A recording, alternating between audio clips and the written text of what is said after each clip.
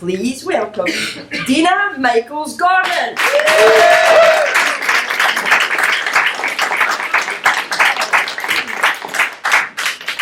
I was raised in the 60s and 70s, a time when a lot of people think the world was a lot safer.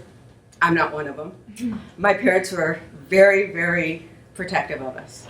And I found that their fears and worries became my fears and worries. I was always cautiously aware of everything that was going on around me, often afraid, but always looking over my shoulder. So it's interesting that at some point, my parents started taking me and my sisters with them to their yearly pilgrimage to Las Vegas.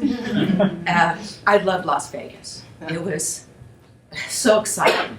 I mean, it was glitzy and tawdry and glamorous all at the same time. The town was electric, and I mean that literally, because my favorite thing about Vegas was the neon.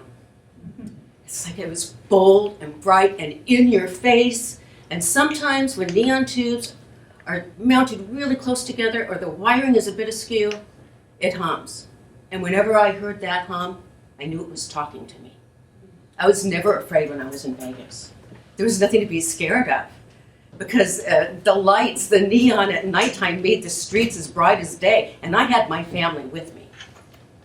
So fast forward to the fall of '87.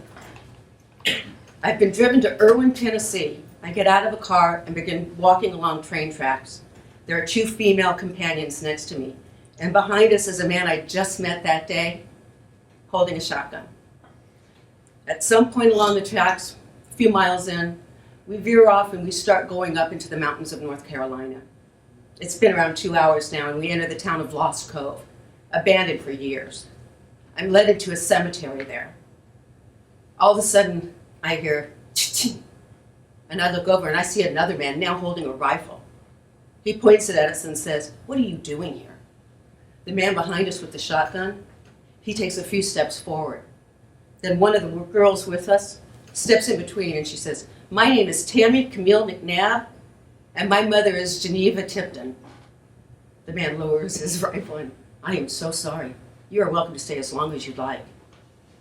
I look down at the tombstones. I see half of them have the Tipton name on it. And the guy behind us was Kyle, Tammy's cousin. And he came to protect us, knowing we were coming up there. Tammy was amazing. She was fearless. And she was the only other female glass bender I had ever met. She loved neon as much as I did, and it was neon that brought me to Tennessee. I had been working in Los Angeles for some signage studios and some neons, actually a very prominent neon artist. And I finally got disillusioned where I finally opened up the back of a signage paper and I saw this ad for a neon school and studio in Chuckey, Tennessee. I ended up calling the number. I told the guy, "I don't have the money for your class. I just have enough money to get there and pay for my living expenses. But if you let me come, I will work for you. I will work for you 24/7 as long as I can use your studio." He thought about it and he said, "All right." He said, "You call me when you get here." So now I go and I tell my folks, I'm going to Tennessee. My mom looks at my dad looks at my mom, and my dad finally goes, "I don't feel comfortable with you driving cross country by yourself. I'll go with you until you're set." So me and my dad, 3 days, we end up going there. I start working in the studio. Second day, towards the end of the day, now that morning was the morning I met Tammy Camille McNabb. My dad comes in and he goes, "Oh, you know, I really like this place. Tennessee's wonderful. I go, I'm going to stay a while." And I'm looking at him going, "That's not the deal, Dad." Although it was quite tempting because of my nature. But he goes, and then finally he goes, "You know what? I just can't let my daughter be staying in a hotel by herself for 2 months." At that point, Tammy came walking in between us and said, "She ain't staying in no hotel. She's going to live with me. And you're going home." The next day, my dad was on a plane back to LA, and I started working every day at the studio. At first, I was handed patterns to do. Neon patterns are interesting because patterns have to be the exact mirror opposite of what you're making. Because all of your bends and your drops and your lifts are on the backside. So when you raise it, it's flush and you can read it. Well, I'm pretty good at that. I'm ambidextrous and a bit dyslexic, so I was real good at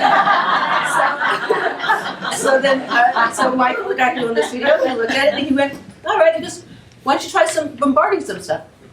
Bombarding is the process that makes the glass glow. You put electrodes at the end, you connect it to a manifold. 3 steps. The first one, heating it up really high voltage, the kind of voltage that if you were to touch any of the metal, it'd be the last time you'd do it. It sucks out all the impurities out of the glass, and then you vacuum it, and the 3rd step, you put the gas in, neon or argon. Wire up those electrodes to a transformer, and voila, let there be light. So then at that point he goes, you know, I want you to make a sign for me now. I'm like, oh, I get to start bending. And then he says, do you know who Bill Elliott is? I don't know who Bill Elliott is. I come to find he is like a very prominent NASCAR race driver. And he said, here, and he hands me a slip of paper with his signature on it, like this big. He goes, I want you to make a neon sign of his signature. He goes, I'm going to be meeting with him next week, and I'm going to present it to him. Okay, and I make the pattern. Not this side, this side, and I bombard it, and I am so excited because it looks beautiful. And he comes back and he says, Bill loved your sign. Bill loved it. It's like, I'm really happy. I'm really kind of proud of myself, and I'm enjoying Tennessee. You know, Tammy, living with her, she was taking us to places. Every weekend we'd have this adventure. One of them was Lost Cove. But, you know, there were other ones, you know, traveling across the longest extension bridge in Tennessee, or seeing Tina Turner, you know, at concert. At Halloween, where everybody in the place was dressed like Tina Turner. I was like having the best time ever. And then finally she said, so, Dina, you going to stick around for Thanksgiving? And it's like, no, I think it's time for me to go home. I want to spend the holidays with my folks. And she's like, huh, okay. I load up my truck and I start to drive back. And I realize the world wasn't such a scary place. It actually could be filled with excellent adventures. And sometimes those people that are over your shoulder are actually there because they're watching your back.